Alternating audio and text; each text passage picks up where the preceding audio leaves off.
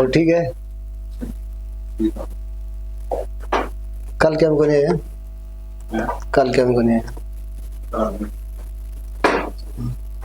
कौन सी पशु गणना हो रही है अभी, देख लो। एफएमडी करता है तो इसको एफएमडी का नहीं पता।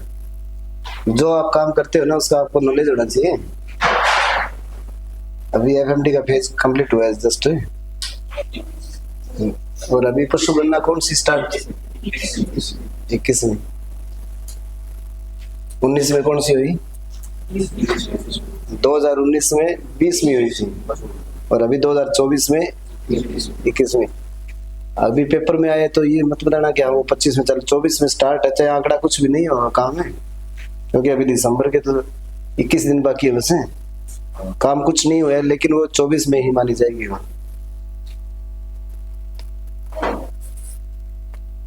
एंटीजन के बारे में बताओ। एंटीजन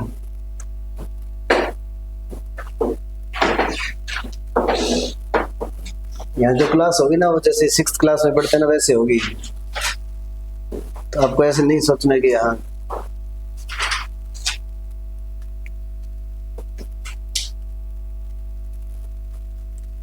एंटीजन हिंदी में क्या बोलते हैं एंटीजन को, प्रतिजन। क्या है एंटीजन, क्या है थोड़ा अंदाजा बताओगे।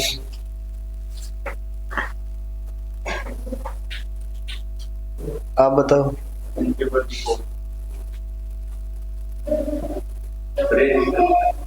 ऐसा पदार्थ जो एंटीबॉडी बनाने के लिए प्रेरणा पैदा करता है, तो वो नहीं जाएगा ना तो वो सुसुप्त अवस्था में पड़े और वो जाने के बाद में एक्टिव हो जाएंगे।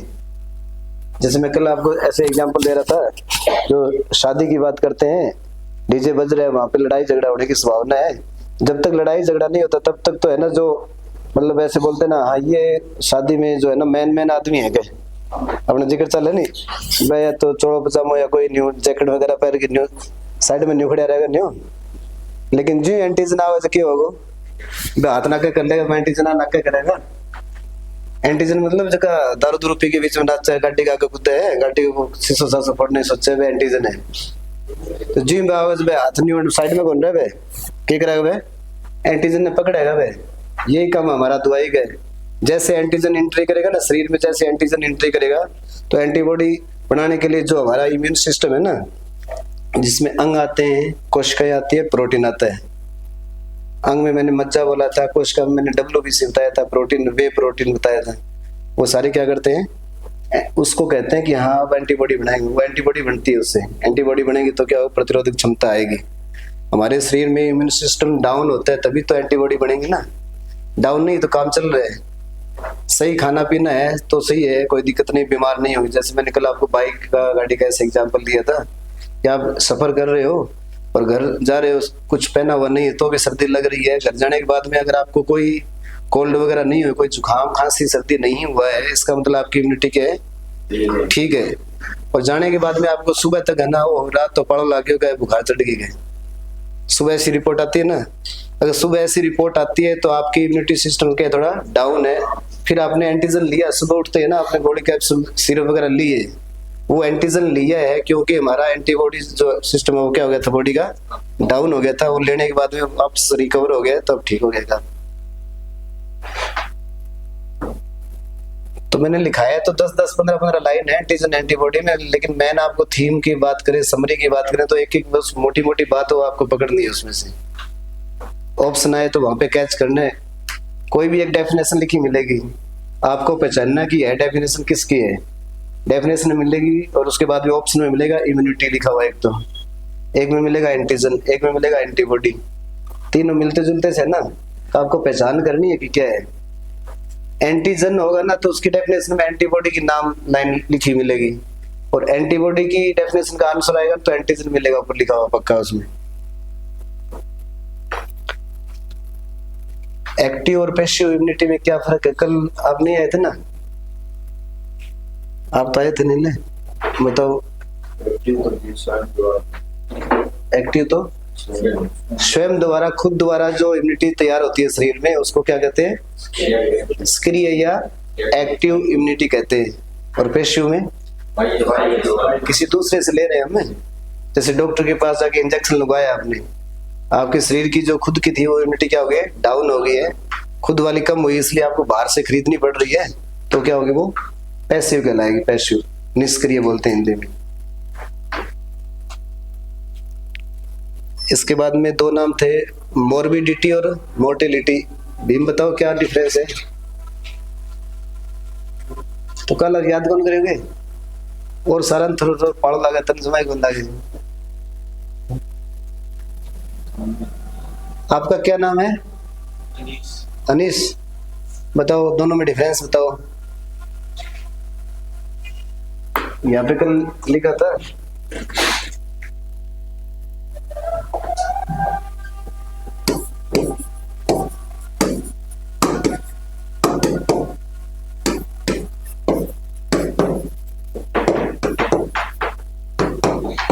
इसके आगे क्या लिखा था? सिगरेट लिखा था ना। और इसमें क्या लिखा था? डेथ रेट लिखा था ना। इसमें डेथ रेट लिखा था। एक में क्या बीमार की कितनी दर है और एक में मृत्यु दर कितनी है, तो क्या डिफरेंस हुआ? मतलब एक में कितने बीमार हैं वो किस में आते हैं? मोर्बिडिटी में आते हैं। और कितने एक्सपायर हुए, जितने बीमार थे उनमें से कितने एक्सपायर हुए वो किस में आएगा? मोर्टेलिटी में आएगा। इसके बाद में इंक्यूबेशन पीरियड बताओ आप।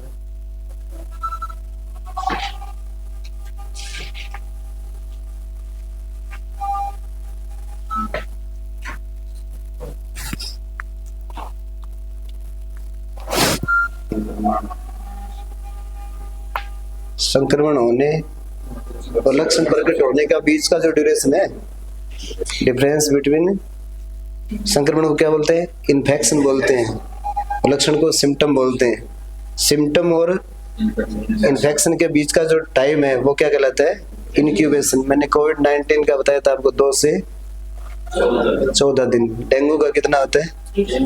314 दिन होता है। पोस्टमार्टम बताओ विक्रम। शव परीक्षण बोलते हैं ना, बॉडी की जांच है। बॉडी मतलब लाइव बॉडी नहीं, डेथ के बाद में, एग्जामिनेशन आफ्टर डेथ। डेथ के बाद में जो बॉडी की जांच है वो क्या कहलाती है? शव परीक्षण कहलाता है।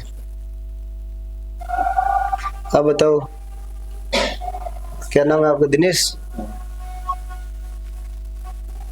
एनिमल बॉडी की जांच करते हैं तो क्या उसका नाम था?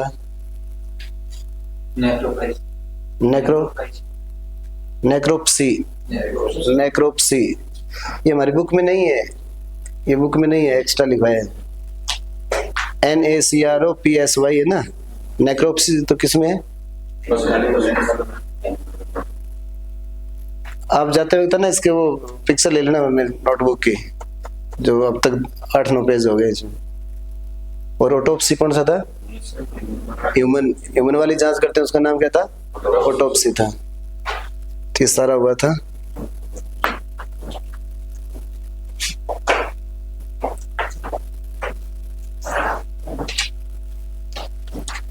अगला नाम है थेरेपी।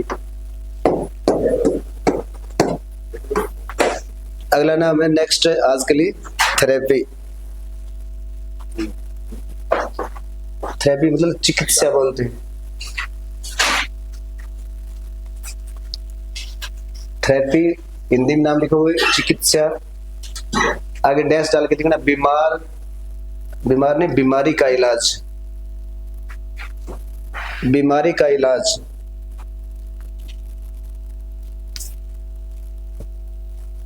थेरेपी मीन्स आप जो भी ट्रीटमेंट कर रहे हो, लेकिन जो थेरेपी आती है ना वो विदाउट ऐसे इंजेक्टेबल उनके बोलते हैं थेरेपी, वैसे उसके लिए फेमस है। जैसे फिजियोथेरेपी ऐसे नाम सुने ना, उनमें कोई इंजेक्टेबल ऐसे कोई ड्रिप ऐसे कोई सिस्टम नहीं होता, तो उसको थेरेपी मानते हैं वैसे। लेकिन इलाज की बात करें, बीमारी का इलाज तो हम ट्रीटमेंट में करते हैं, इंजेक्टेबल भी लगाते हैं, फ्लूइड थेरेपी भी लगाते हैं, ओरली भी देते हैं, सिरप भी देते हैं, लिक्विड। इसके आगे लिखना है इसमें शारीरिक या मानसिक बीमारी का इलाज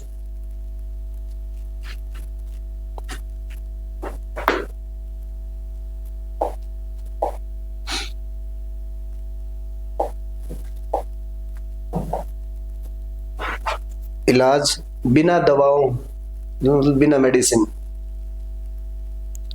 या ऑपरेशन के करते हैं।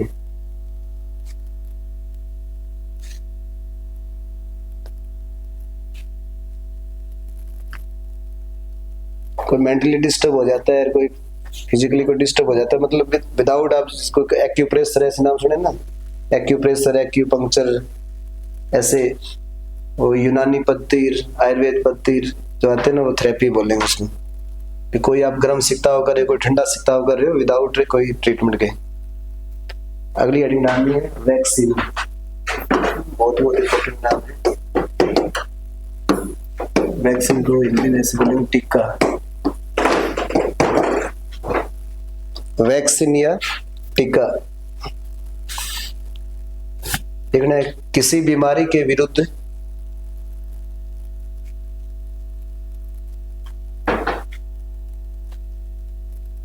प्रतिरोधात्मक क्षमता,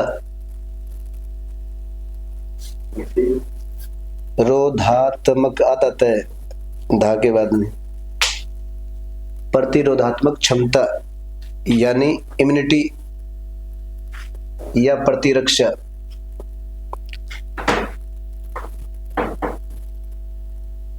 विकसित करने के लिए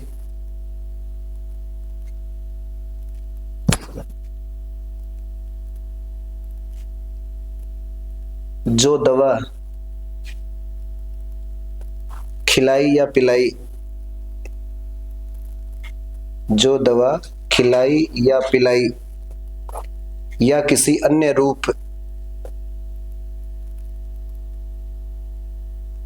में दी जाती है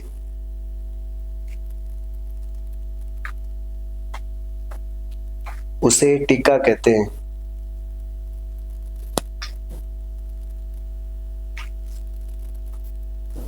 जब भी हमारा आगे मेडिसिन में कोई भी डिजीज पढ़ेंगे, सबसे पहले हम क्या करते हैं, उसका कोई दूसरा नाम पता करते हैं कि उस बीमारी का सिनोनिम बोलते हैं, कोई दूसरा नाम क्या है। उसके बाद में क्या करते हैं, उसकी एटियोलॉजी पे जाते हैं, किसकी वजह से ऐसा ये रोग हुआ है। जैसे हेडिंग डाल दी एफएमडी, उसके बाद में एफएमडी के नाम कौन कौन से दूसरे हैं, सबसे पहले ये लाइन लिखते हैं ना। उसके बाद में एटियोलॉजी जाते हैं। एटियोलॉजी क्या होता है, लक्षण, कारण। एटियोलॉजी मतलब क्या है, रीजन। इंग्लिश में तो रीजन लिखते हैं, यहाँ मेडिसिन में क्या लिखा जाता है, एटियोलॉजी लिखा जाता है कि किसकी वजह से ये रोग हुआ है, बैक्टीरिया से हुआ है, वायरस से हुआ है, किससे हुआ है। उसके बाद में उस बैक्टीरिया वायरस का उसका नाम लिखते हैं उसमें। उसके बाद में उस बीमारी के सिम्टम क्या है, उस बीमारी के सिम्टम लिखते हैं। उसके बाद में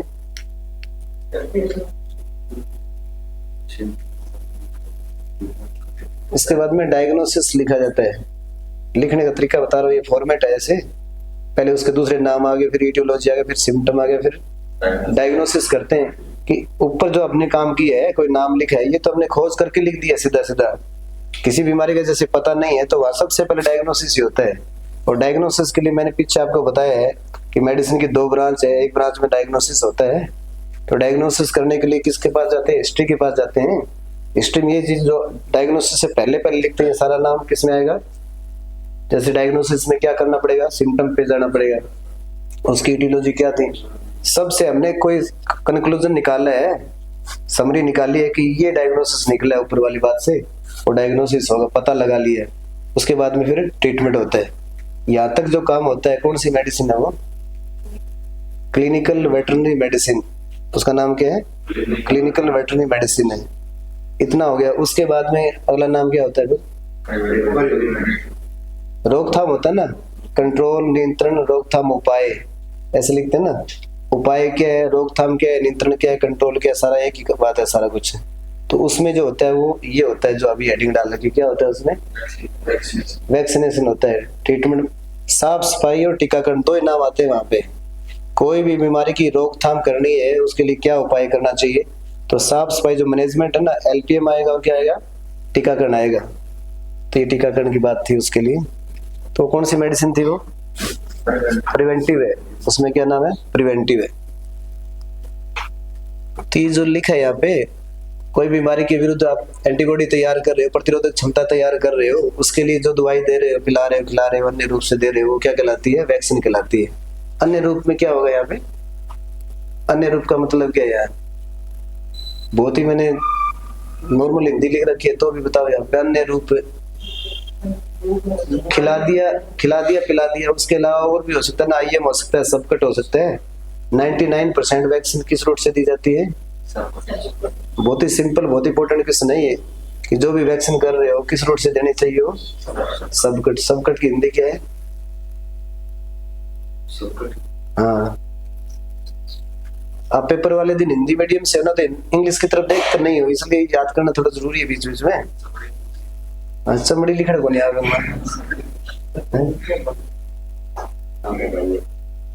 भाई, अंत तवचीय लिखा मिलेगा वहां पे, अंत तवचीय। अंत पेशीय होगा तो क्या होगा वो? IM होगा। अंत सीरा होगा तो क्या होगा वो? IV होगा वो, IV। अंत सीरा, अंत पेशी, अंत तवचीय। अंत तवचीय मतलब सबकट है, उसका नाम क्या है? सबकट है। तो उसे टीका कहते हैं। तथा यह क्रिया, आगे लिखोगे, तथा यह क्रिया टीकाकरण, यह क्रिया टीकाकरण, टीकाकरण के राइट में लिखोगे वैक्सीनेशन कहलाती है।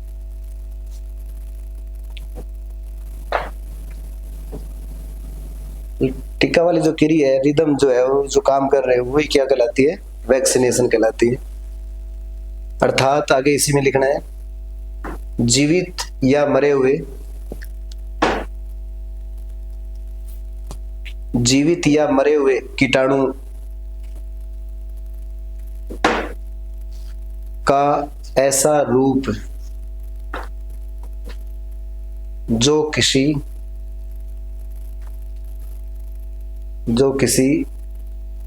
संक्रमित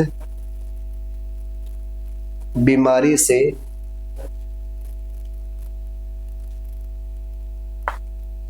बचने हेतु दिया जाता है।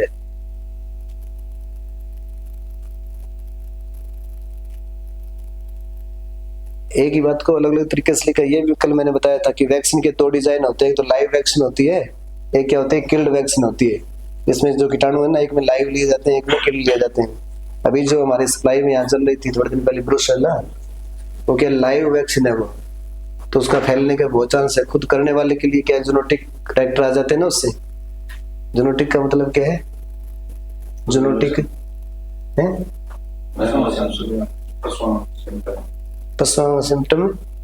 कोई भी बीमारी, पशु वाली बीमारी वो ह्यूमन में आ सकती है ना, और ह्यूमन वाली किस में जा सकती है? पशु में जाए, वो जेनेटिक है, उसका नाम क्या है? Genetic disease. तो ब्रुसेल्ला ऐसी जेनेटिक डिजीज है, वो हो सकती है ना ऐसे। किस में करते हैं ब्रुसेल्ला वैक्सीन?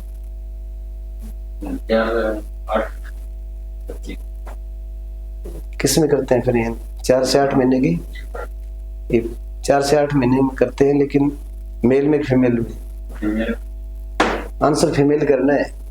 मादा जो है ना, मादा जो बच्चा है 4 से 8 महीने की उम्र में करते हैं, मतलब 6 महीने एवरेज होगी ना, 4 से 8 का मतलब क्या है? 6 महीने। और बाद में कब रिपीट करते हैं उसकी बूस्टर डोज या रेगुलर डोज?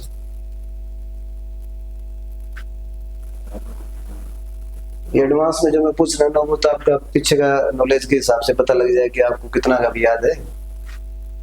जिसको याद नहीं, वो दोनों चीज याद कर लेगा। समझे? तो बाद में कब लगाते हैं? बाद में कितना दिन बाद में? शायद को तो उत्तर को नहीं, शायद तो पेपर में कई बार वो लाइफ में एक बार लगती है। ब्रुसेल्ला की वैक्सीन लाइफ में एक बार लगती है। कोई बूस्टर रेगुलर डोज कुछ नहीं है, कोई भी बूस्टर रेगुलर कुछ नहीं है। बूस्टर का मतलब क्या होता है? 3 नाम आते हैं वहां पे, प्राइमरी, बूस्टर, रेगुलर। प्राइमरी किसको बोलेंगे? जो पहली बार लाइफ में पहली बार जो लग रही है, उसका नाम क्या है? प्राइमरी है। उसके जस्ट बाद में जो लग रही है ना वो है बूस्टर। और रेगुलर होता है भी नियमित, हर साल भी कोई, जैसे डॉग की बात करते हैं, एआरवी की बात करते हैं, एआरवी मतलब एंटी रेबीज वैक्सीन की बात करते हैं कि वो है ना, जैसे एआरवी लगती है 3 महीने की उम्र में, 3 महीने में लग गया, उसके बाद में 1 महीने बाद में बूस्टर डोज है, मतलब 90 दिन में तो पहले लगी, उसका नाम तो कौन सा हो गया, प्राइमरी हो गया। उसका नाम तो क्या हो गया, प्राइमरी हो गया। 120 दिन का जो हुआ वो जो भी पप है 120 दिन का हुआ, उसका नाम क्या हो जाएगा, बूस्टर। उसके बाद में साल में, हर साल में 1 बार लगेगी, वो जो लगेगी वो तो कौन सी होगी, रेगुलर होगी, प्राइमरी बूस्टर। उसके बाद में हर साल लाइफ लॉन्ग जब तक वो जीवित है उसका नाम क्या है, रेगुलर है, नियमित है।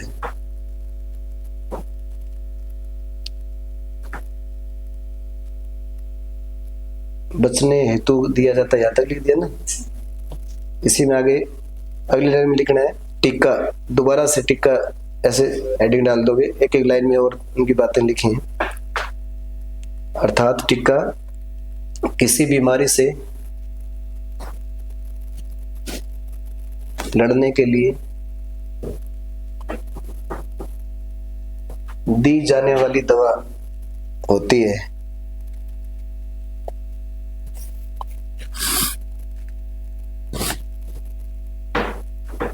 दी जाने वाली दवा होती है। और के डैश लगा के अगले लाइन लिखना टीकाकरण। टीकाकरण के डैश डाल के लिखोगे किसी व्यक्ति या पशु को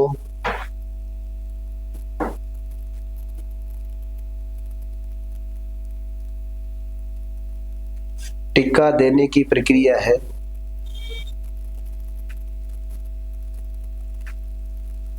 पशु को टीका देने की प्रक्रिया है जिसके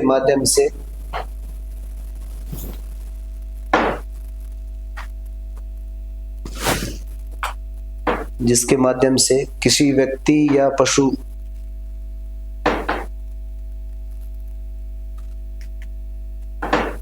को बीमारी से लड़ने की क्षमता मिलती है।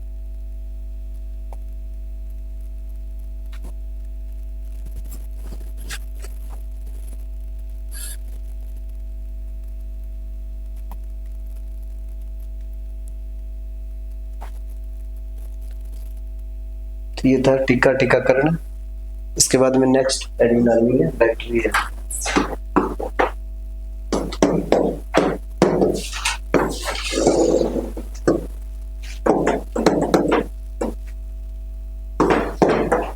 बैक्टीरिया मीन्स जीवाणु।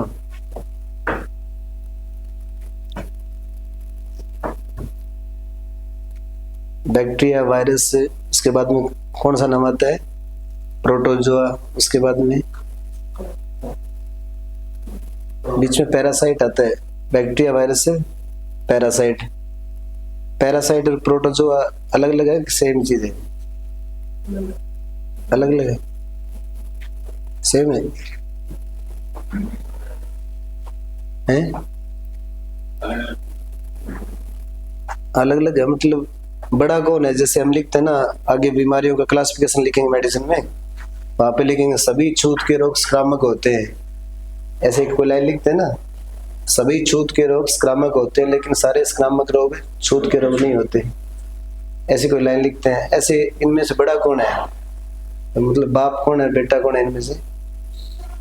पैरासाइट बाप है, प्रोटोजोआ बाप है?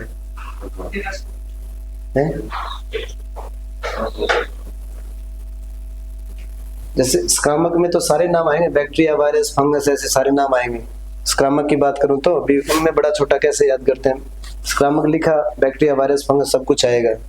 और छूत में उनमें से कोई सिलेक्टिव आएगा, छूत का रोग हो ना, कॉन्टेजियस बोलते हैं अंग्रेजी में, कोई सिलेक्टिव आएगा। बैक्टीरिया वाले छूत के इतने रोग नहीं होते, वायरस वाला होता है ना, तो बैक्टीरिया, वायरस, फंगस सारा आएगा तब तो है वो संक्रामक है। उनमें से कोई एक नाम आएगा तो वो है छूत, इसलिए छूत वाले सारे होते हैं, छूत वाले सारे क्या होते हैं, संक्रामक होते हैं, लेकिन सारे संक्रामक है ना वो छूत के नहीं होंगे। ऐसे इनमें से भी सारे प्रोटोजोआ वाले जो रोग है वो कौन बड़ा है कौन छोटा है, प्रोटोजोआ बड़ा कल आए को उल्टे उल्टे चला है। कल लिख लिया था, कल वाला लिख लिया आपने? कल यहाँ जो काम किया वो होमवर्क किया है क्या आपने? हैं? जब भी नहीं आते हो तो आपका वो होना चाहिए कंप्लीट है, ताकि आपकी रिदम है ना वो सही मेंटेन रहे उसमें। सारे जो प्रोटोजो है ना वो पैरासाइट ही होते हैं। तो बड़ा कौन है उनमें? आप तो उल्टा बता रहे हो। बड़ा पैरासाइट है। पैरासाइट का एग्जाम्पल प्रोटोजो है। पैरासाइट का एग्जाम्पल क्या है? प्रोटोजो है। अभी आगे आएगा। और उसके बाद में प्रोटोजो के बाद में क्या आएगा? बैक्टीरिया आ गया, वायरस आ गया, पैरासाइट आ गया, प्रोटोजो आ गया, उसके बाद में फंगस आएगा। फंगस के दो नाम आएंगे फंगस में। फंगस की हिंदी क्या हो जाती है? फंगस की हिंदी क्या होती है? कवक है। और कवक में दो नाम आएंगे। कवक के दो ब्रांच है। दो ब्रांच कौन सी है? नाम तो मैंने कल भी बताया था आपको। एक तो है ईस्ट, ईस्ट कल्चर, ऐसे बायोकेमिस्ट्री लैब में कोई होती है ईस्ट। एक आता है मोल्ड, MOLD, मोल्ड। जो ईस्ट है वो क्या है? उसको हिंदी में नाम है खमीर, खमीर, खमीर। और मोल्ड वाले का हिंदी में नाम क्या है? मोल्ड वाले का हिंदी में नाम क्या है? जो फंगस आएगा ना, फंगस को क्या बोलते हैं? कवक बोलते हैं। और इसमें दो ब्रांच आएंगी। एक तो क्या आएगा? ईस्ट आएगा। दूसरा अभी जो मैं बता रहा हूँ दूसरा नाम क्या है? मोल्ड है। इसको तो क्या बोलते हैं हिंदी में? खमीर। इसको फुम्पा कैसे बोलते हैं? फफूद। फफूद जो है ना, फफूदी, ऐसे हिंदी में इसका नाम फफूदी बोलते हैं। तो ये सारा कुछ लिखाऊंगा ऐसे, मैं नॉलेज के लिए पूछ रहा था ऐसे बीच में। तो बैक्टीरिया लिखोगे। सूक्ष्म जीव होते हैं, सूक्ष्म जीव होते हैं जिनमें एक कोशिका होती है।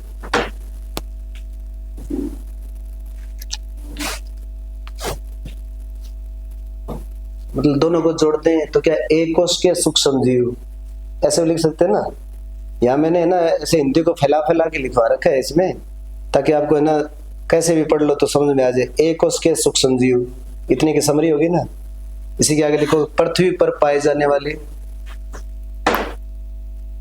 पृथ्वी पर पाए जाने वाले सबसे पहले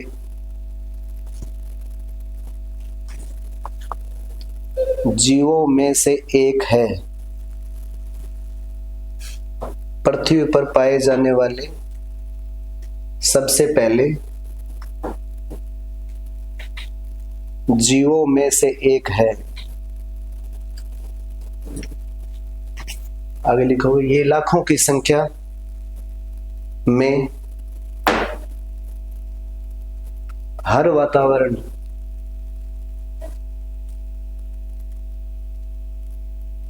कोमा शरीर के हर तंत्र, तंत्र के ब्रैकेट में एक दो नाम लिख दो, जैसे पाचन तंत्र, उत्सर्जन तंत्र या प्रजनन तंत्र। हर तंत्र ब्रैकेट बंद में पाए जाते हैं।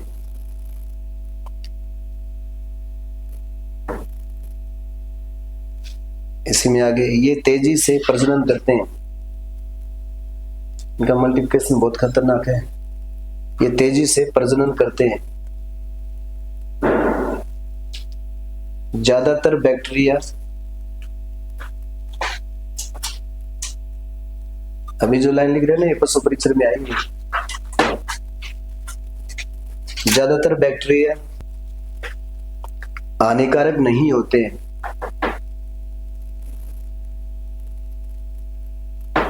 अच्छा, हम वायरस को नहीं मानते, बैक्टीरिया अच्छा मानते, बैक्टीरिया को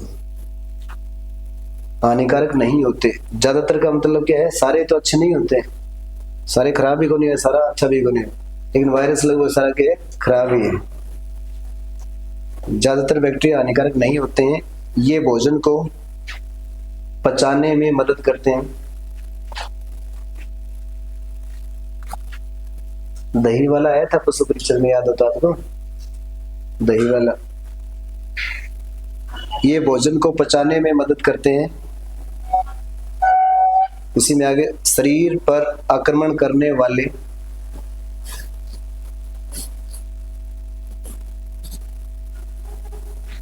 हानिकारक बैक्टीरियाओं को मारते हैं।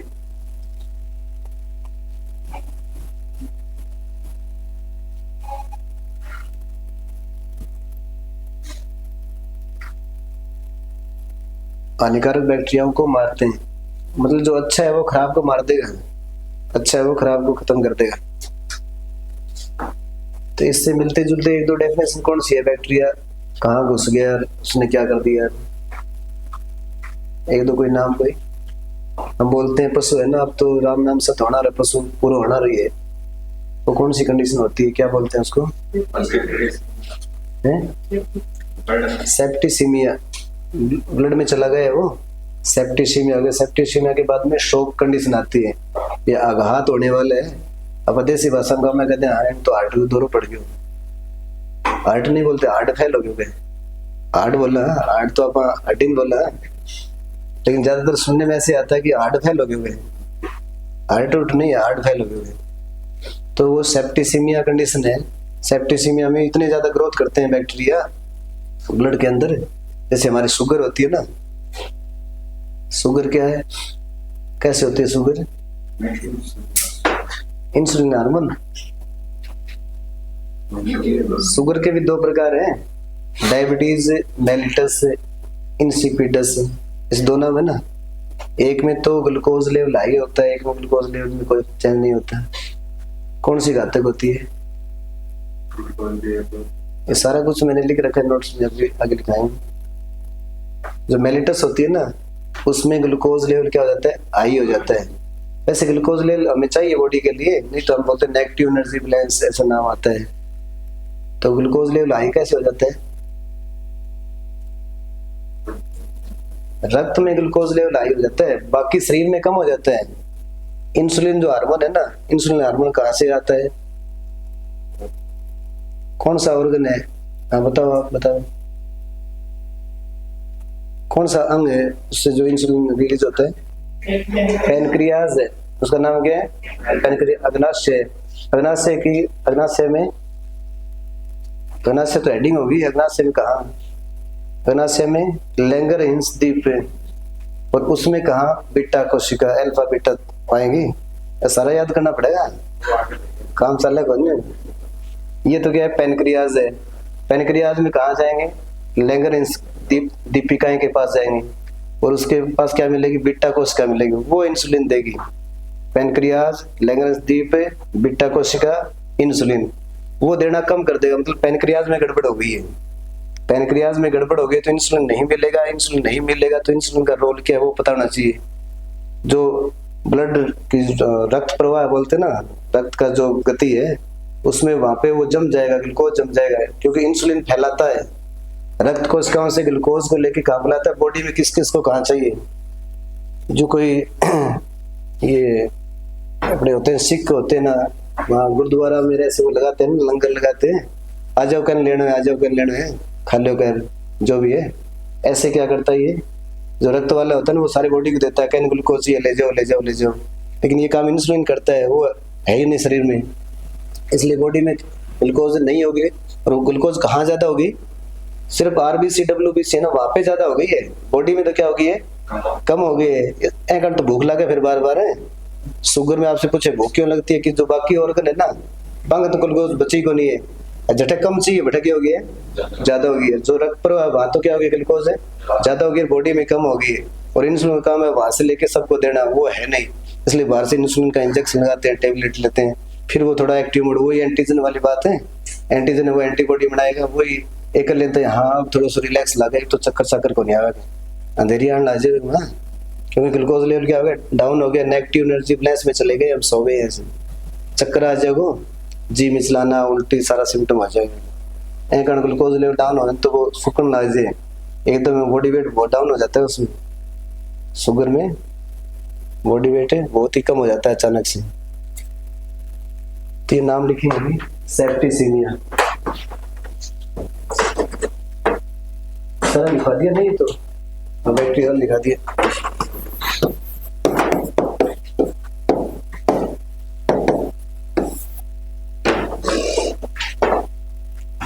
सीमिया को CAE भी लिख सकते हो और A को कैंसिल भी कर सकते हो। जैसे कल मैंने हीमो में बोला था ना, HEMO या HAE भी लिख सकते हैं, तो ये ए लिखो चाहे ना लिखो कोई बात नहीं है। सेप्टिसीमिया, कल ऐसे छोटे छोटे नाम मैंने बहुत लिखाए थे आपको, 17 लिखाए थे, 17 लिखाए थे छोटे छोटे वो, और रात में 1 बजे और याद आ गया, मैं 2-3 और लिख लेंगे। कल 17 लिखवाए थे मैंने, 17 नाम लिखवाए थे। अब वो आप इकट्ठे लिख लेना आप, तो बाद में एक तो पोली नाम हो लिखो 17 के आसपास ही, पोली POLY पोली, पोली का मतलब ज्यादा। इसी में को मिला के एक नाम लिखो ओलिगो, OLIGO, ओलिगो। ओलिगो का मीन्स है कम। एक नाम लिखना AN मतलब अनुपस्थित। एक नाम है DYS डिस, कठिनाई। और 22 हो गए, 17 4 21 हो गया।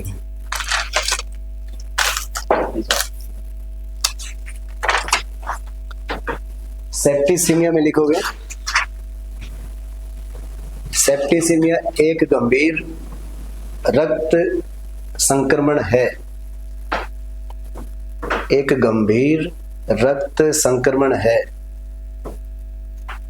तो यहाँ पे 3 शब्द हैं, 3 क्वेश्चन है यहाँ पे। मतलब एक तो बहुत ही खतरनाक सीवियर प्रॉब्लम है, गंभीर आ गई ना, हानिकारक बॉडी के ये कंडीशन होने के बाद में अब नाम सत्य के पास ही है, कोई ज्यादा दूर नहीं है। रक्त का मतलब आपसे पूछ सकते हैं कि सेप्टिसीमिया का कनेक्शन यूरिन के साथ है, रक्त के साथ है, गोबर के साथ है, किसके साथ है, तो उत्तर क्या आ जाएगा? रक्त। तो यह एक संक्रमण भी पूछ सकते हैं कि यह क्या कोई इन्फेक्शन है क्या ये, तो आपको बताना इन्फेक्शन है। तो इन्फेक्शन वाला क्वेश्चन भी आ सकता है, रक्त वाला भी आ सकता है, सीरियस वाला भी आ सकता है। और किससे होता है? बैक्टीरिया से होता है, ये भी आ सकता है। एक लाइन में 4 प्रश्न है, एक 3 टप्पा में। आगे लिखोगे जो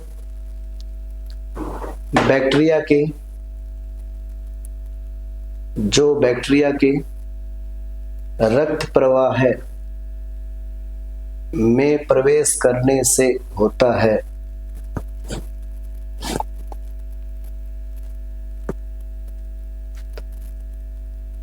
जो बैक्टीरिया के रक्त प्रवाह है में प्रवेश करने से होता है, मतलब बैक्टीरिया कहाँ घुस गया? जो ब्लड का फ्लो है ना उसमें घुस गए, तो वहां घुसने के बाद में तो अपने आप हार्ट को सबको डिस्टर्ब करेगा वो, तभी तो शॉक कंडीशन, हार्ट फेल वाली कंडीशन आती है। इसी में आगे लिखो इसमें गुणोत्तर, ये लाइन पहले हमारी बुक में लिखी हुई है, इसमें गुणोत्तर जीवाणु और उनका विष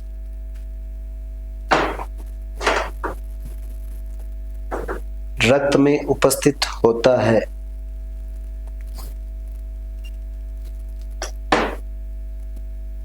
रक्त में उपस्थित होता है। पहले हमारी बुक में लाइन थी सिर्फ गुणोत्तर जीवाणु ब्लड में, तो उसको हम सेप्टिसीमिया बोलते हैं। इसी के आगे लिखो इसे रक्त विषाक्तता भी कहा जाता है। इसे रक्त विषाक्तता, पॉइजन भी कहा जाता है। इसी के आगे लिखो यह चरम या आपातकालीन स्थिति है। चरम या आपातकालीन स्थिति है जिसका समय पर इलाज न होने पर, समय पर इलाज न होने पर मृत्यु भी हो सकती है।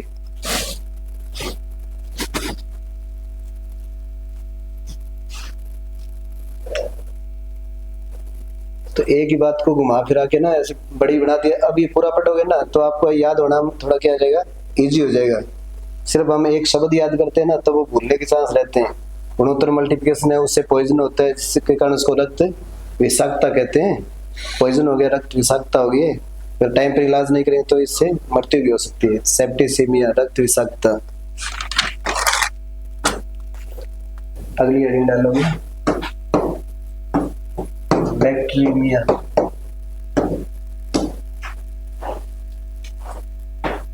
BACTERE लिखो इसमें, TEREMIA।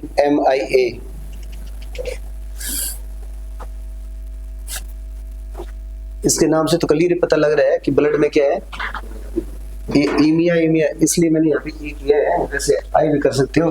EMIA कल लिखवाया ना किसने, EMIA सेप्टिसीमिया में भी है ना, सेप्टिसीमिया में भी क्या है EMIA। ये नाम सेप्टिक, इतना नाम सर्जरी में आएगा, सेप्टिक आएगा ना सर्जरी में। सेप्टिक क्या होता है, सर्जरी में नाम आता है सेप्टिक। ए सेप्सिस, सेप्सिस दो नाम आएंगे वहां पे। ए सेप्सिस में क्या है, वहां पे संक्रमण नहीं है, ए सेप्सिस में कोई संक्रमण नहीं है। सेप्सिस में संक्रमण होता है, संक्रमण है, संक्रमण हो गया है ब्लड में, संक्रमण हो गया है ब्लड में, संक्रमण हो गया है बैक्टीरिया की वजह से। और यहाँ क्लियर पता लग रहा है कि ब्लड में बैक्टीरिया घुस गया है, यहाँ क्लियर पता लग रहा है ब्लड में क्या है, ईमिया मतलब क्या है, रक्त है, ये क्या है बैक्टीरिया है, रक्त में बैक्टीरिया। यहाँ पे थोड़ा पता नहीं लग रहा है किसकी वजह से ऐसा हो गया, ब्लड में संक्रमण तो हो गया है, लेकिन यहाँ याद करना पड़ता है, यहाँ थोड़ा सा याद करना पड़ता है कि बैक्टीरिया की वजह से ब्लड में संक्रमण। और यहाँ याद करने की जरूरत नहीं है कि ब्लड में क्या आ गया बैक्टीरिया, लेकिन इसमें वृद्धि नहीं होती बैक्टीरिया की। यहाँ बैक्टीरिया पड़ा है वो वृद्धि नहीं करता, यहाँ बैक्टीरिया तो पड़ा है वो क्या कर रहा है, वृद्धि कर रहा है। ये घातक है वो घातक नहीं है, उसका इलाज 100% हो जाता है, इसका कम ही चांस है। तो लिखोगे इसे रक्त प्रवाह है, इसे रक्त प्रवाह है, संक्रमण व रक्त विषाक्तता भी कहते हैं।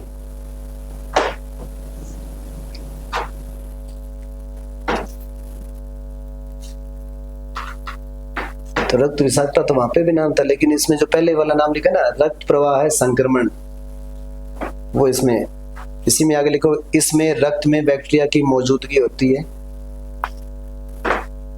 इसमें रक्त में बैक्टीरिया की मौजूदगी होती है, अर्थात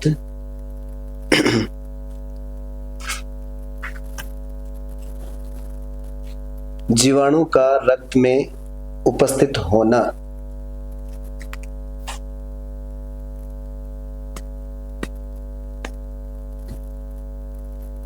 जीवाणु का रक्त में उपस्थित होना, लेकिन ये अगुणोत्तर होते हैं, मतलब मल्टीप्लिकेशन नहीं करते, लेकिन ये अगुणोत्तर होते हैं। अगुणोत्तर के नीचे अंडरलाइन कर दोगे, वहां पे गुणोत्तर था वो।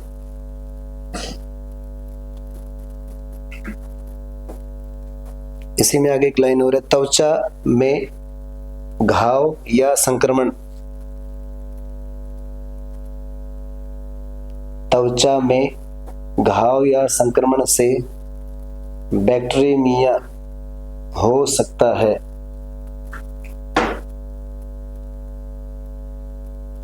त्वचा पे कोई वुंड हो गया है, इन्फेक्शन हो गया है, उसकी वजह से बैक्टीरिया हो सकता है, मतलब बैक्टीरिया घुस सकता है अंदर, जाने के लिए स्पेस हो गया ना, कोई घाव हो गया, फोड़ा फुंसी हो गया, वहां से वो एंट्री कर सकता है, तो उससे बैक्टीरिया होने के चांस हैं। तो ये था बैक्टीरिया के बारे में। नेक्स्ट हेडिंग डालेंगे वायरस।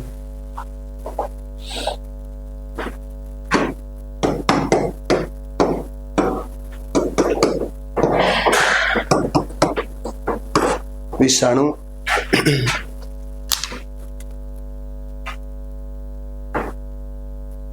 विषाणु एक नाम और नया है यहाँ पे, विषाक्त जीवाणु। ऐसे ये खतरनाक है इसलिए ऐसे नाम लिखा है इसमें, विषाक्त जीवाणु।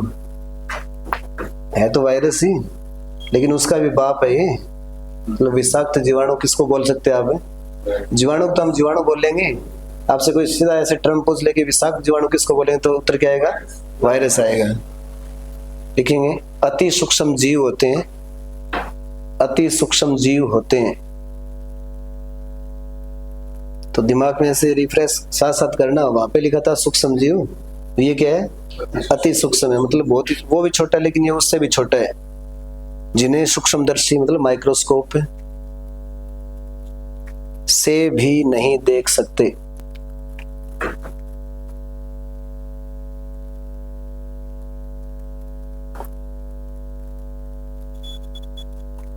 इसी में आगे लिखोगे वायरस एक संक्रामक कारक है। वायरस एक संक्रामक कारक है जो केवल के नीचे अंडरलाइन कर देना, जीवित कोशिकाओं में ही प्रजनन कर सकता है। बहुत इंपॉर्टेंट क्वेश्चन है। केवल जीवित कोशिकाओं में ही प्रजनन कर सकता है।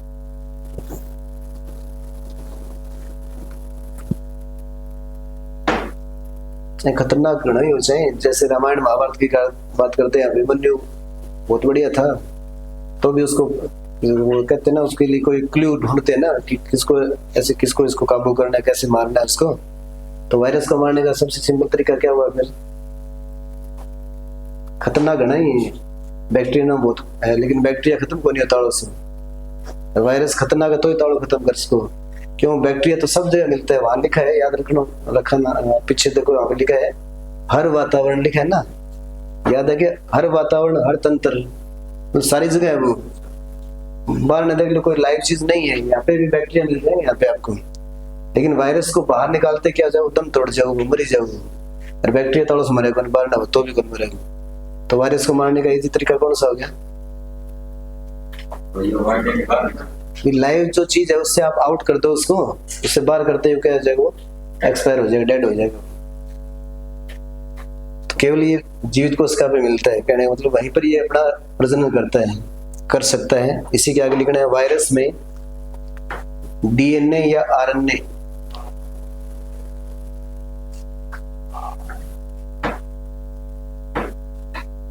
से बना एक, वायरस में डीएनए या आरएनए से बना एक कोर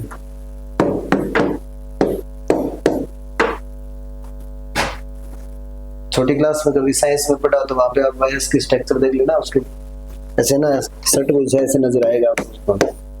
उसके बाउंड्री के बारे ना कोर होता है जिसमें प्रोटीन होती है जो उसको सेफ्टी रखता है। एक कोर होता है, इस कोर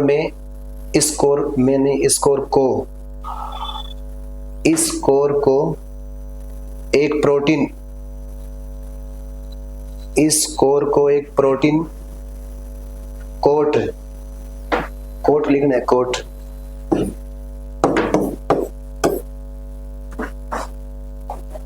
एक प्रोटीन कोट घेरे रहता है।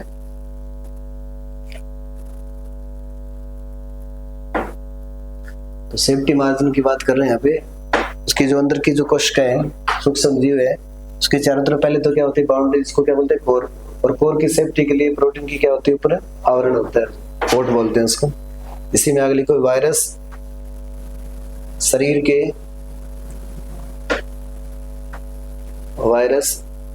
के बाहर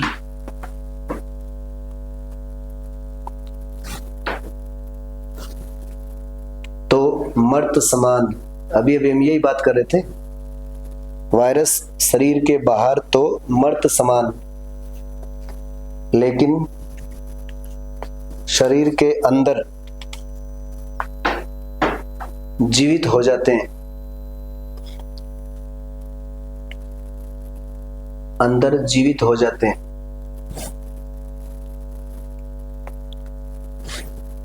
इसी में अगली ना, वायरस संक्रामक होते हैं।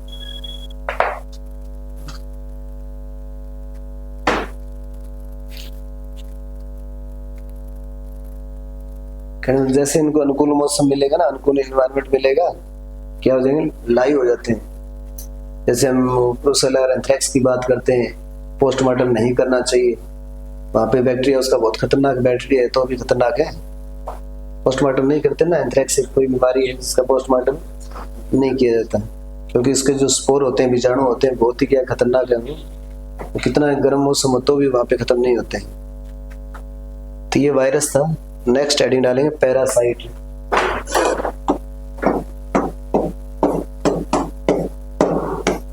परजीवी।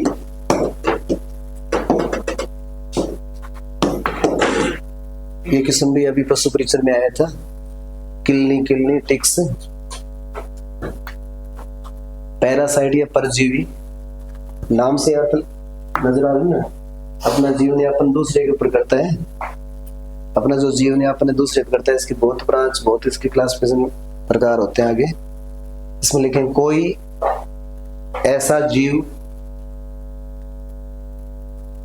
जो किसी दूसरे जीव पर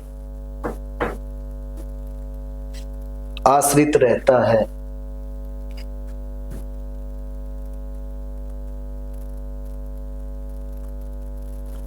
खुद है वो किसी दूसरे पे डिपेंड रहता है और उससे अपना पोषण लेता है।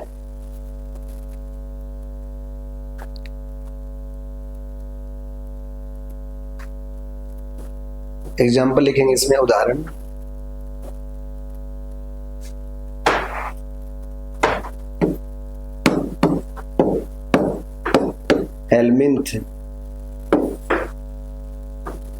एल्मिंथिक ऐसे दवाई आगे लिखेंगे, मेडिसिन में आएगी। एल्मिंथ क्या है? एल्मिंथ क्या होता है?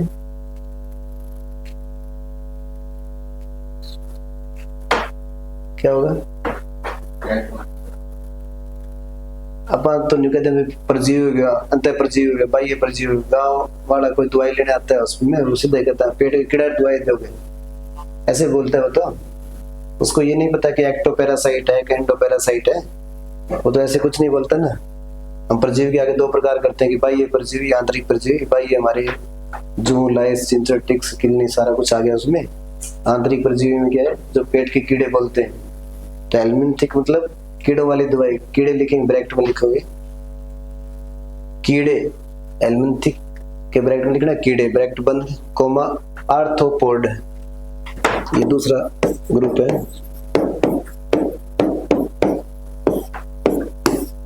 आर्थ्रोपोड, आर्थ्रोपोड के ब्रैकेट में लिखेंगे जू, कोमा टिक, कोमा मच्छर।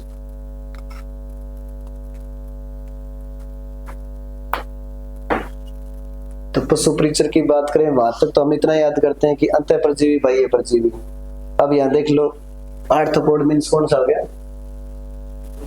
आर्थ्रोपोड ये जब हम फैमिली किंगडम में उनके जगत ऐसे कभी पढ़ा होगा ना, पूरी हिस्ट्री पढ़ते हैं, कौन सा कुल है, कौन सा उनका किंगडम है, फिर उनकी फैमिली है, जिन्स है, ऐसे आते हैं ना, वंश कौन सा है उसका।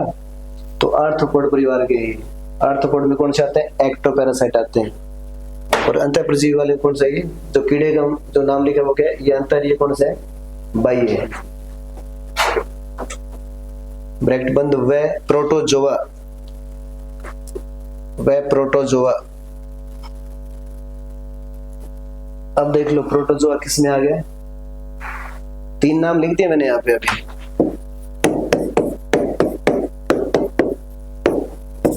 एक तो ये नाम लिख दिया, इसमें तो क्या लिख दिया? जितने भी कीड़े मकोड़े हैं, जितने अंदर है। ये क्या है? बाहर वाले आगे। ये क्या है? प्रोटोजो है। तो घट रहे हो गए। ज्यादातर जो प्रोटोजोल डिजीज है वो रक्त वाली है। ऐसे बोलते हैं रक्त परजीवी, रक्त परजीवी ऐसे बोलते हैं ना। ये खून चूसर है, वहीं बढ़ जाओ, कुछ वहीं बढ़ जाओ। जो हम ड्रग ऑफ चॉइस वैनिल वगैरह लगाते हैं ना, बबेसियोसिस है, ट्राइकोमोनियोसिस है, ऐसे कई नाम आते हैं ना उसमें। हमारा थाइलेरियोसिस है, एक ट्रिपेनोसोमियोसिस है, बड़ा बड़ा नाम है, 3-4 सर है, ट्रिपेनोसोमियोसिस है। तो ये सारे वहां पे अंदर रहते हैं, रक्त में रहते हैं सारे। तो ये तो रक्त वाला हो गया, ये बाहर वाला हो गया, ये सीधे जो पेट है ना, जैसे रोमन रेटिकुलम हो गया, वो हो गई। तो 3 ग्रुप हो गए परजीवी के। तो यहाँ से पता लग रहा है ना कि प्रोटोजोआ किसका एग्जाम्पल हो गया? प्रोटोजोआ किसका उदाहरण हो गया? परजीवी का हो गया। तो बड़ा कौन हुआ? पैरासाइट बड़ा है ना, पैरासाइट की ब्रांच है ये तो। इसी में आगे लिखो परजीवी शरीर के अंदर या बाहर रहते हैं, ये सीधी पशु परिचर वाली लाइन आ गई। परजीवी शरीर के अंदर या बाहर रहते हैं।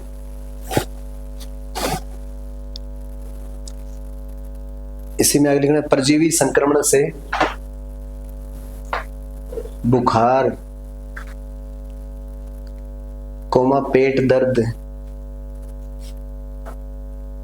कोमा दस्त,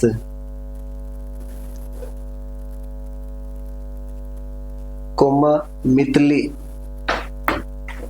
मितली की होगी मितली या मिचली,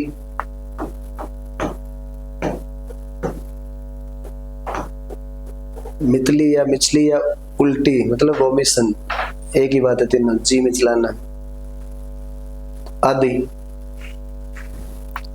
ये सारे नाम आएंगे। फीवर, फीवर में क्या कंडीशन बोलेंगे, अभी नाम उसका परिभाषा का बाकी आ गया आएगा। फीवर में क्या होता है, टेम्परेचर बढ़ जाता है। हाइपरथर्मिया में भी टेम्परेचर, हाइपर मतलब अधिक है, थर्मिया मतलब क्या, ताप। वो 21 में नाम लिखा हुआ है, थर्मिया मतलब क्या है, ताप है। टेम्परेचर इससे क्या होता है, बढ़ता है। लेकिन फीवर वाले में कोई इन्फेक्शन की वजह से, जैसे पैरासाइट को इन्फेक्शन कर रहा है उसकी वजह से बढ़ा है। पेट दर्द को क्या बोलेंगे, कोलिक बोलेंगे। और दस्त को क्या बोलेंगे, डायरिया बोलेंगे। डायरिया की हिंदी और दस्त हो गया, एक तो एक डायरिया हो गया। डायरिया अंग्रेजी है, अंग्रेजी ज्यादा हो गया। डायरिया तो अंग्रेजी है, दस्त हिंदी है। एक नाम और ऐसे जो पशु परिचर में आता है वो नाम आया था, ऐसे न मत बोलो कौन कहेंगे, मतलब वो तो कृष्ण मार्ग लगा दिए थे। अब ये कहो कि मुझे लगता है ऐसा होना चाहिए, ये कह सकते हो। मन लगे भी हाँ यो है क्या होना चाहिए, पेचिस होना चाहिए हैं? बिल्कुल लोग कर दे, नहीं रॉन्ग हो गए तो।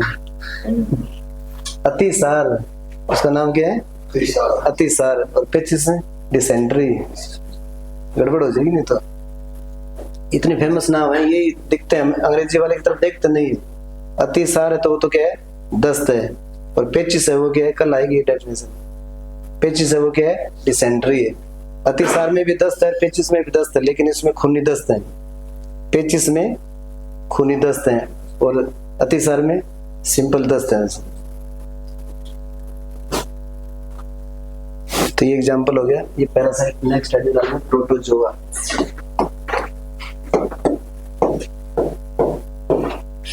ये जेड है, ये प्रोटोजोआ।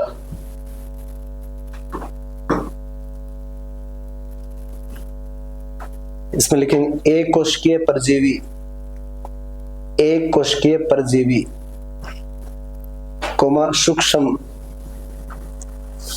कोमा गतिशील, कोमा यूकैरियोटिक जीवों का एक बड़ा समूह है।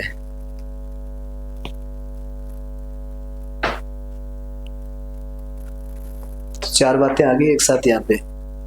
एक कोशिकीय भी है और क्या है, पैरासाइट भी है, सूक्ष्म भी है, गतिशील भी है और यूकैरियोटिक जीवों का एक बड़ा समूह है।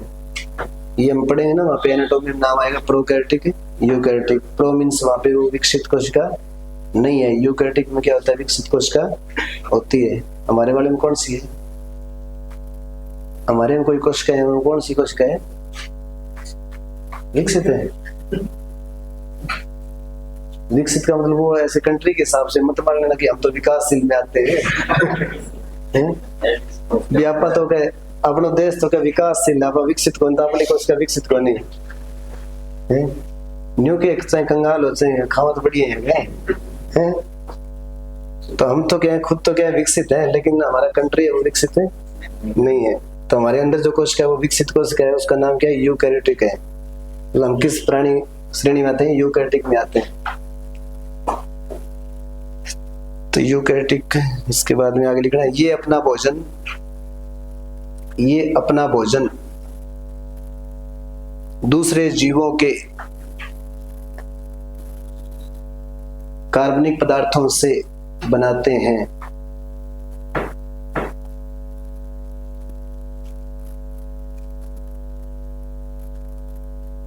कार्बनिक पदार्थों से बनाते हैं। अब वैसे आवे कि वो दारू जिक्र भी आओ थोड़ा सा वो सही हो जाएगा। आगे लिखोगे प्रोटोजोआ पृथ्वी पर हर वातावरण में पाए जाते हैं। बैक्टीरिया वाली बात होगी नहीं।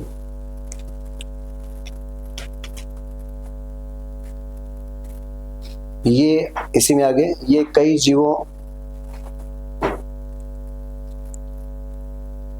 के आंतों में मतलब इंटेस्टाइन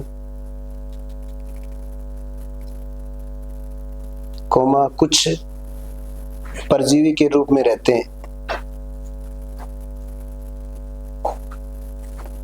परजीवी के रूप में रहते हैं। इसी में आगे ये सर्वाहारी प्रकृति के होते हैं।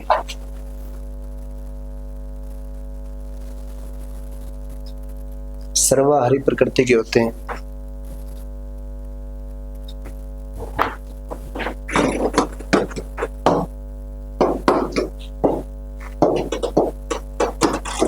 मतलब शाकाहारी मांसाहारी सब कुछ खा सकता है प्रोटोजोआ। नेक्स्ट हेडिंग डालेंगे फंगाई या फंगस कवक।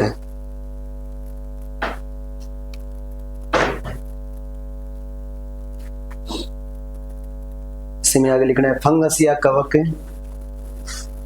फंगस या कवक जीवों का एक विविध समूह है।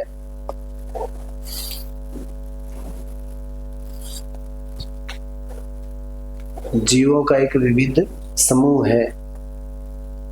ये एक कोशिका से लेकर बहुकोशिकीय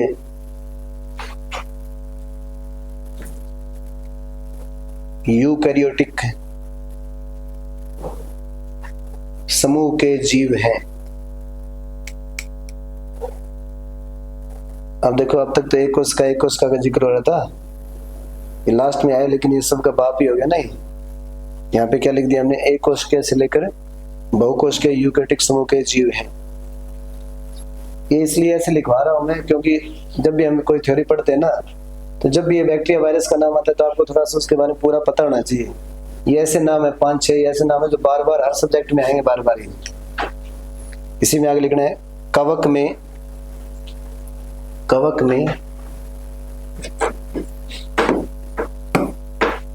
ईस्ट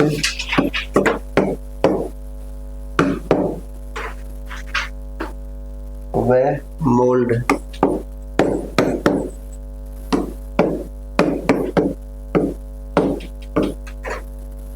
ईस्ट व मोल्ड जैसे सूक्ष्म जीव शामिल हैं। कवक में ईस्ट व मोल्ड जैसे सूक्ष्म जीव शामिल हैं।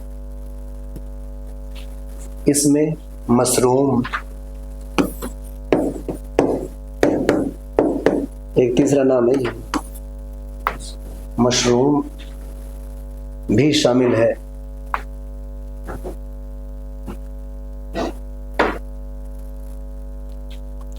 इसी में आगे लिखना है दाद मेडिसिन आगे नाम आएगा, रिंग वर्म नाम आएगा ना आगे। दाद फंगस के कारण होता है, तो ये इंपॉर्टेंट क्वेश्चन बन गया यहाँ पे। दाद फंगस के कारण होता है। किसने लिख दिया दाद किसकी वजह से होता है, बैक्टीरिया वायरस से, फंगस से, प्रोटोजोआ, ऐसे 4 नाम लिखे मिलेंगे तो आंसर क्या आएगा, फंगस आएगा।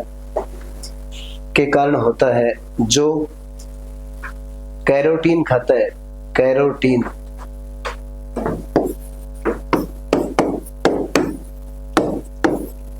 विटामिन ए का प्रिकर्सर है। ये किसने आगे आएगा, कैरोटीन विटामिन ए का प्रिकर्सर है। उसकी वजह से विटामिन एडीएच का इंजेक्शन लगाते हैं ना, खास काम के लिए हो गए हैं, तो विटामिन एडीएच वाला इंजेक्शन लगाते हैं तो वहां पे कैरोटीन है, जो हमारी स्किन में जो कैरोटीन है वो खाई जाएगा, इसलिए वहां पे क्या हो जाता है, दाद बन जाता है वहां पे। तो ये कैरोटीन का अगर बहुत हार्ड पेपर आता है तब ये किस्म भी बन सकता है। यहाँ पे कैरोटीन खाता है दाद फैलाने वाले, इसी में आगे लिखना है दाद फैलाने वाले कवक को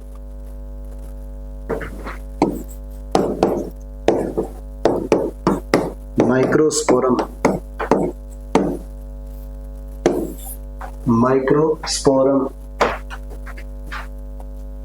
कहा जाता है।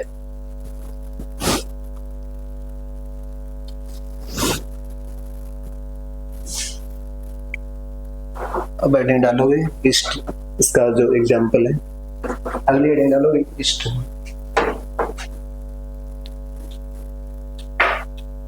पहले थोड़ी देर पहले मैं इसका नाम बता रहा था, क्या बताया था हिंदी है, खमीर। इसे खमीर भी कहते हैं, इसे खमीर भी कहते हैं। ये सामान्यतः त्वचा पर पाया जाता है।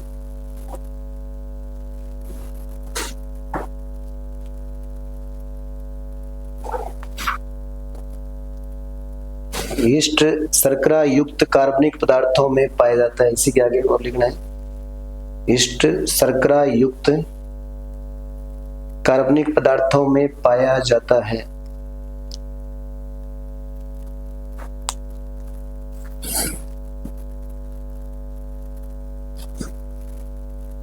शर्करा घनी काम आने, खान खातर, दारू बनाने खातर, बियर बनाने खातर, वो इसमें लिखा गया।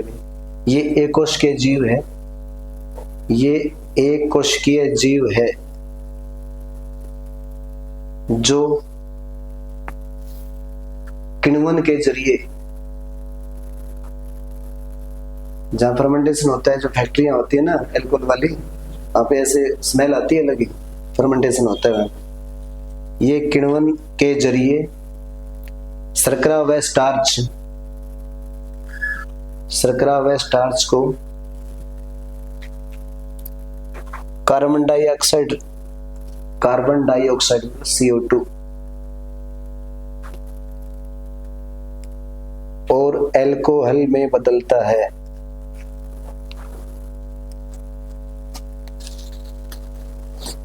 अल्कोहल में बदलता है।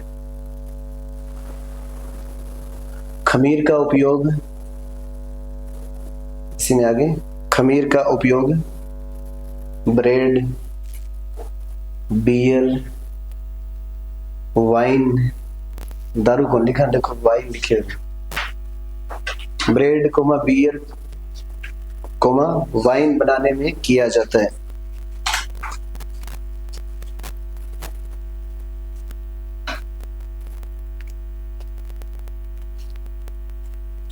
तीन 4 मिनट और कर सका कि वो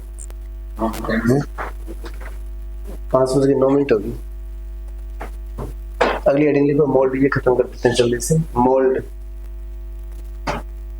मोल्ड की हिंदी क्या है, इसकी हिंदी क्या है, जैसे इसकी हिंदी है फफूंदी, मोल्ड या फफूंदी। इसमें लिखोगे एक तरह का कवक है, आगे डैश डाल के, एक तरह का कवक है। इसी में आगे ये हरे बैंगनी कोमा काले कोमा सफेद या नारंगी रंग का होता है।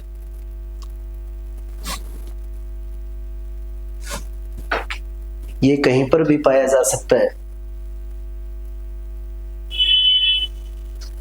खास तौर से जो हमारे घर पे लेडीज है ना, वो सही काम नहीं करती है ना, तो ऐसा होता है, वो भूखण लगी गए, ऐसा नाम सुनते हैं ना, भी कोई साफ सफाई नहीं करी, जैसे मान लिया ये पर्दा ही है, पर्दे के पीछे अगर जाड़ा जुड़ा सही साफ नहीं कर रखे तो गेट पे लग जाएगी, डिम्बक लग जाएगी बाद में। वहां से ऐसे इंडिकेशन होता है कि हाँ घर पे साफ सफाई मेंटेन नहीं है। नमी जहाँ आएगी ना, बेड के नीचे करे कुंटा में बटे भी के फंगस बन जाएगी। जहाँ नमी होगी ना वहां पे ऐसा होता है। मकान बंद करके चले गए ना 6 महीने तो भी हो जाएगा वहां पे, तो ये कहीं पर भी पाया जा सकता है। ये हवा में मौजूद होते हैं, ये हवा में मौजूद होते हैं।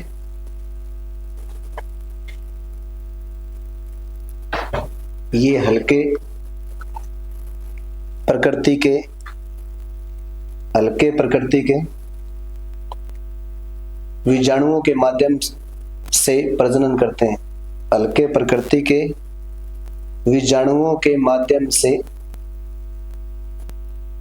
प्रजनन करते हैं।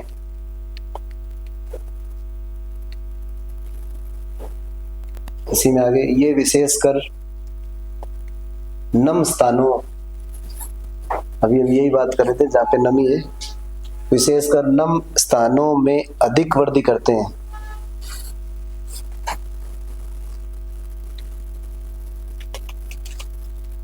इसके जाल को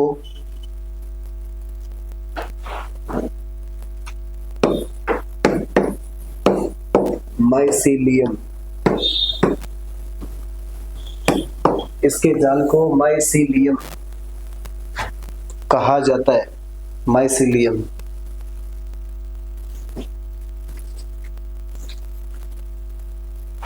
इनसे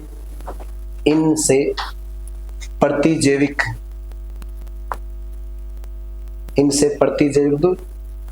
प्रतिजैविक मतलब एंटीबॉडी, एंटीबायोटिक, एंटीबॉडी नहीं, एंटीबायोटिक। ब्रैकेट में पेनिसिलिन नाम लिख दो एग्जाम्पल। ये भी पशु परीक्षण में आया है।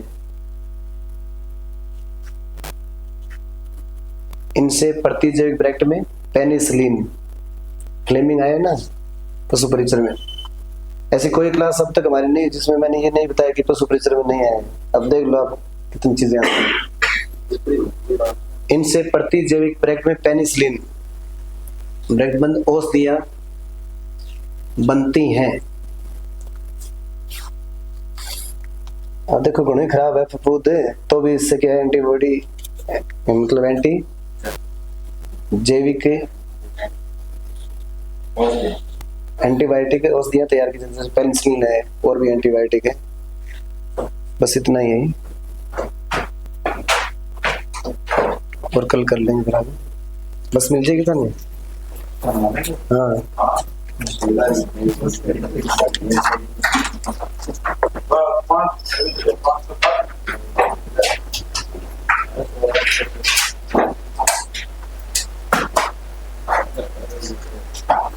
कोई भी दिक्कत हो ना तो आप अगले दिन बताया करो भी हमें ये दिक्कत है। जितनी दिक्कत बताओगा नहीं, मैं जो 1 बजे तक जाके काम करने सोचूं फिर मैं 2 बजे तक जाके लूंगा।